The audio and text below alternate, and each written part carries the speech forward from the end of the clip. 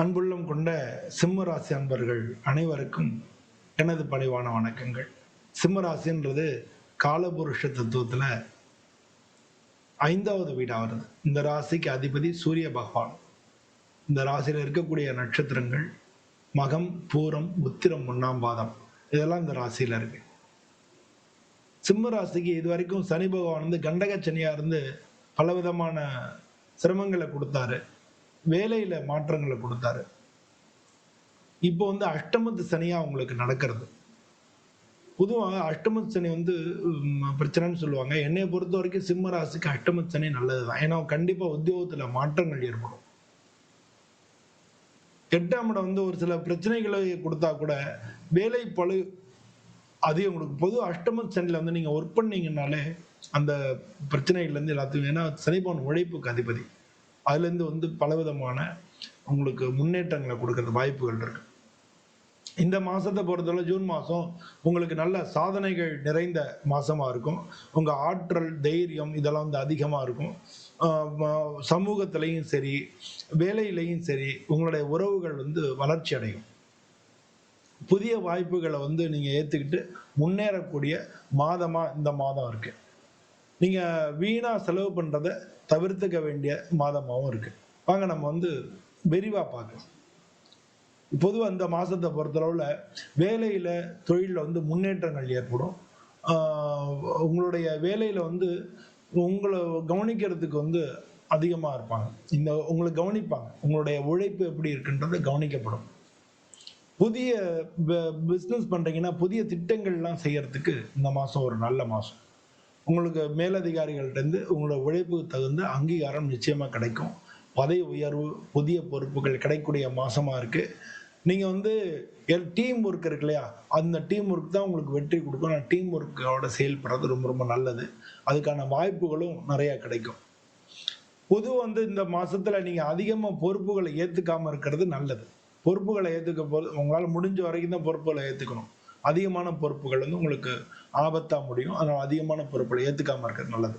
பண நிலைமையை பொறுத்தவரை சீராதான் இருக்கும். கூடுதல் வருமான வாய்ப்புகள் நிச்சயமா ஏற்படும்.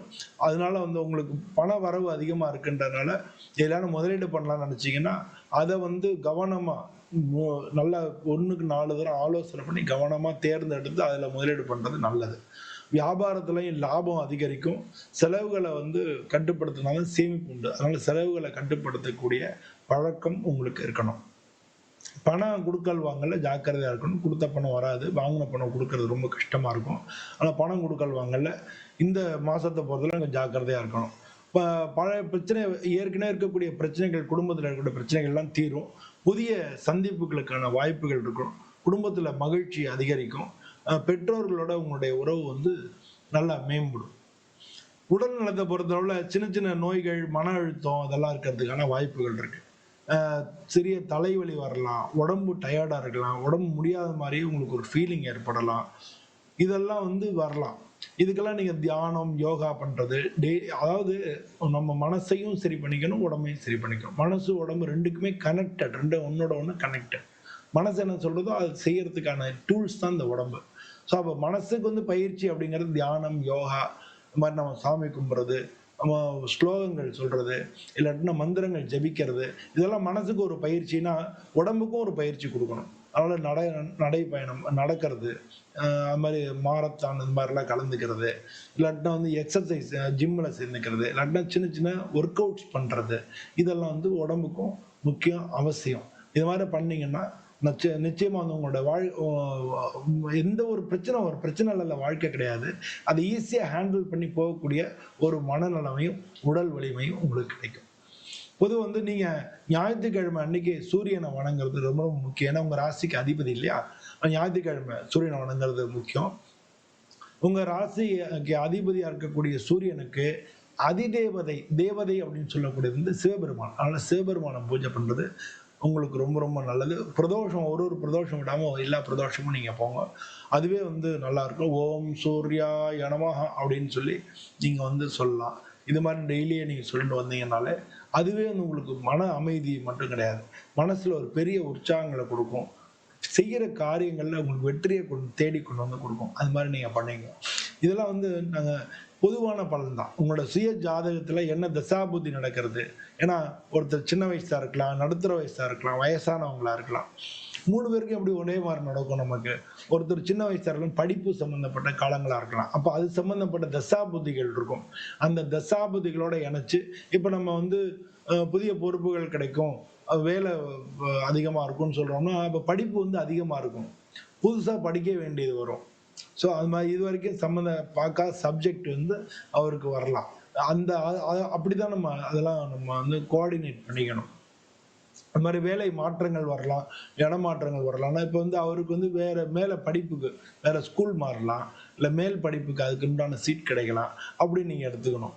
ஸோ இந்த மாதிரி வந்து அந்த அந்த வயசுக்கு தகுந்த மாதிரி நடுத்தர வயசுல உள்ளவங்க எப்படி அவங்களுடைய வாழ்க்கை இருக்கும், கல்யாணம், வேலை, குழந்தைய பார்த்துக்கிறது, இந்த மாதிரியான விஷயங்கள்ல கவனம் இருக்கும். அப்ப அதுக்கு தகுந்த மாதிரி அவங்களோட தசாபுத்திகள் நடக்கும்.